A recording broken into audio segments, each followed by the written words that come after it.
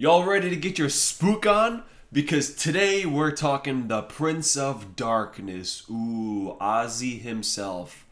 So he just dropped yet another album like a week and a half ago, only a couple years after his last one, which I was actually gonna go through him when that was coming out, Ordinary Man. But then I heard that piece of shit Post Malone was gonna be on it, so I said, "Fuck that! I don't want to hear it." But thankfully, we'll get to that one. But yeah, Patient Number 9 just dropping, giving him 12 albums, 13 if you count the cover one, which I of course don't. So yeah, bro, let's just dive right in. We hit Black Sabbath, so it's time to talk about Ozzy. So if you go to any used CD store, I guarantee you're going to see at least 3 copies of Osmosis in the rack because, yeah, it's easily his weakest album. The only song I kind of like is Perry Mason. I think it has a cool feel to it, but it's totally forgettable, which is real unfortunate because I love the name. I honestly just wish, with Osmosis and Blizzard of Oz, I wish all of his albums were like gimmicks based on like the word Oz. You could call an album Boz Skaggs or some stupid shit like that. I don't know. I think that would have been a cool gimmick for his albums. But yeah, like I said, besides the really cool title, you also have Geezer Butler and Rick Wakeman on this, which is, how did that even happen? I mean, Geezer obviously, but like Rick Wakeman, where'd he come from? Whatever. It's a pretty, I don't like the album. Alright, a bit of a step up. We have No Rest for the Wicked, and simply put, because of Breaking All the Rules. I instantly recognize that one. I've heard that one a couple of times. I really wouldn't bat my eye or bat my ear for anything else besides that song. I mean, like, Miracle Man was pretty decent. But then the chorus in Crazy Babies I really didn't like. So it's more okay, but at least one pretty damn good song. So yeah, his first album in 10 years, Ordinary Man, dropped a couple years ago, like I mentioned, with that I really don't like fucking Post Malone. I think he's such a pile of shit. And when I heard that they were working together, I was like, are you shitting me? But thankfully, he's only on one song, and I think the bonus one too. But thank God for that. And being honest, he wasn't totally terrible. He didn't ruin it like I thought he was going to. It's a Raid is the song he's on. But yeah, there's a lot of cool moments in this album. We have the double time ending in Goodbye was pretty awesome. The title track grew on me like as the song went on, because at first it's like clean meh Ozzy. It's like, I don't buy Ozzy trying to soothe me. But then the strings in it really helped. And then Elton John's on it, so he probably helped too. And then we have Eat Me, which is low-key fun as hell. Really fun verses. And the end was so fucking sick with the fills in it. But the lyrics are, yeah, it's kind of stupid. But yeah, like the middle part I think was good, but then the last part of the album was pretty whatever. Besides It's a Raid, which I hate to admit is pretty decent too. So Black Rain coming in here hot with some heavy ass riffs. I didn't think his stuff would get like that heavy. I thought it would have been, Black Sabbath heavy, where it's kind of heavy, but like it's not like down-tuned brutalness. But then we get to this album and, oh, this is heavy. Yeah, like I mentioned with the clean title track on Ordinary Man, another song on here, Lay Your World on Me, is kind of whack because, again, it's Ozzy trying to soothe me. just does not work. And then Almighty Dollar is just kind of bad. The verses are pretty miserable to listen to. But like Trapdoor is pretty sick. The distorted bass in the verses and the other riffs are great. I just think it's more consistently cool than the other albums, despite them having like a couple decent standouts. I don't know. Maybe I should have swapped this with Ordinary Man now that I'm thinking about it. But swap them. Swap them out. Ordinary Man is 11 or 10. Black Rain is number 11. I don't feel like redoing it. Swap them out in your heads. Alright, so Down to Earth. Just picked this one up, along with another album we're going to talk about in a bit. You can probably see it right there. But yeah, it's pretty good. Pretty solid. It's just more heaviness. We got Rob Trujillo on here, his one and only Ozzy album. Pretty sure this was done like immediately before he joined Metallica. So that's pretty neat. We have Facing Hell, which has some pretty chunky ass riffs. We got That I Never Had, has a pretty sweet main riff. The last riff of Junkie, holy shit. The song's pretty alright, but the last part of that song definitely makes up for it. The beginning and first riff of Can You Hear Me, I swear to God, is straight up some Iron Maiden shit right there. This, I don't know. I kept writing in my notes like this is probably his heaviest album, and then they kept getting heavier. I was like, God damn, bro, more heaviness, more heavier than Black Rain. Just full of some pretty solid songs. Alright, then we get to The Ultimate Sin, and for one simple reason that this song is up here in the middle, it's because of Shot in the Dark. Had it not been for Shot in the Dark, this shit drops easily like 3-4 spots down. Man, when obviously I've heard that song before, like who hasn't? But I forgot about it completely, so when I heard it, I swear to God, that song was in my head for a solid week straight. Listening to all the rest of the albums, and I kept singing goddamn Shot in the Dark. It's so catchy that it alone puts it above, like, all the way up here. Nothing else on the album is anything great. I don't really like it. It's okay. You know, most of the choruses are fun, but there's nothing special besides Shot in the Dark. So congratulations. Top 5 best Ozzy songs right there.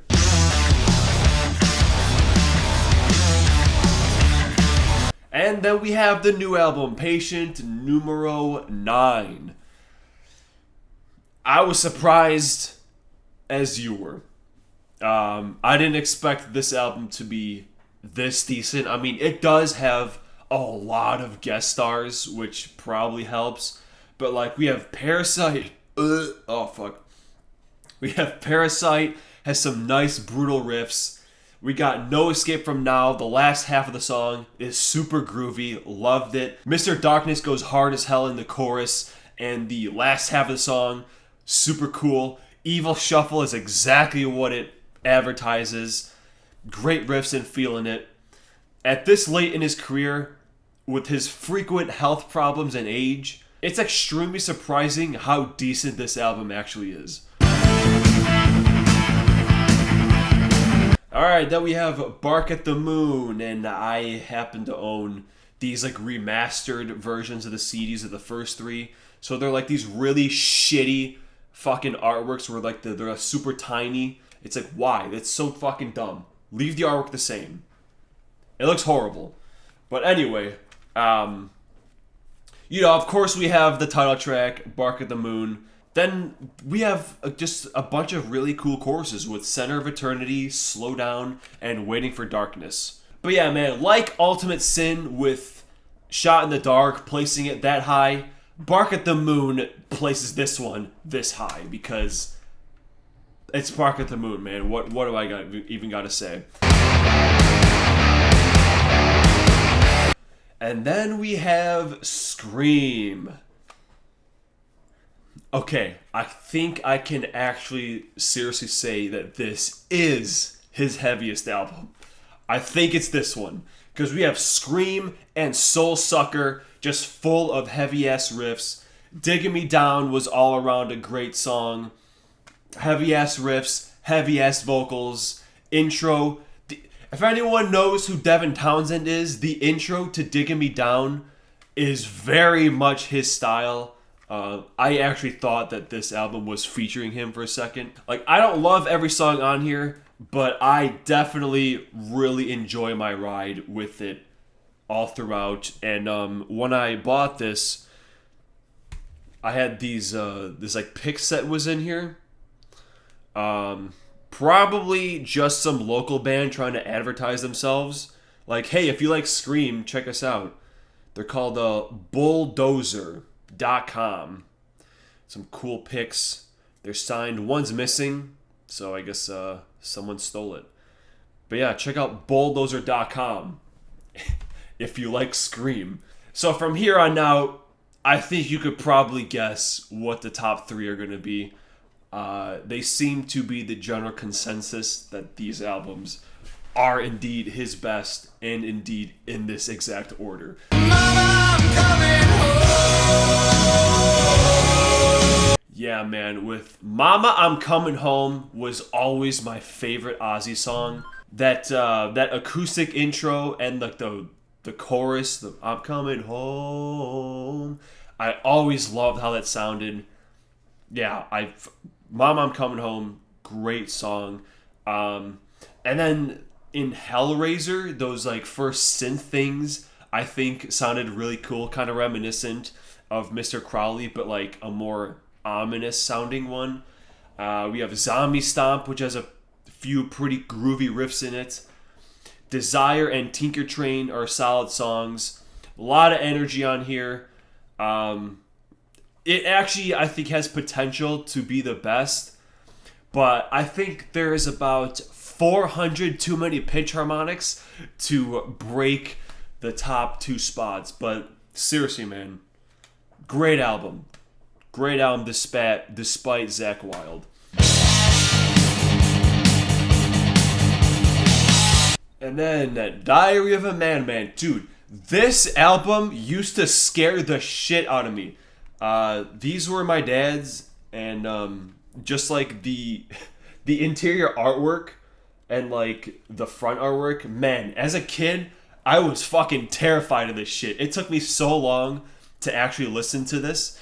But yeah, it opens with Over the Mountain. I mean, I don't actually know how to play the song, but yeah, Over the Mountain, and then goes into Flying High again.